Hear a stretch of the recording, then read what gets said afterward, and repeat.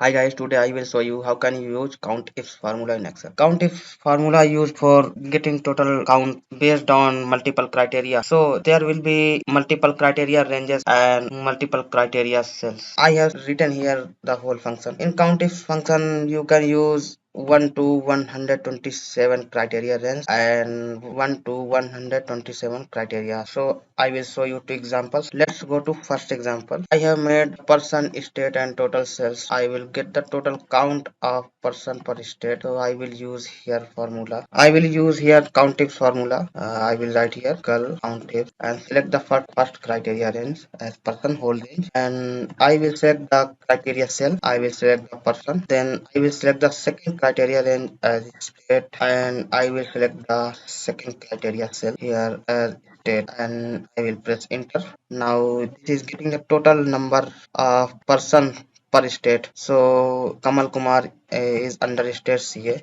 is coming 5 times. Now let's go to second example. In second example, I have made a database based on dates and salesperson and total sales. I want to calculate the occurrence of Kamal Kumar between two dates. I want to know Kamal Kumar has how many times sales between two dates. I will write here COUNTIF.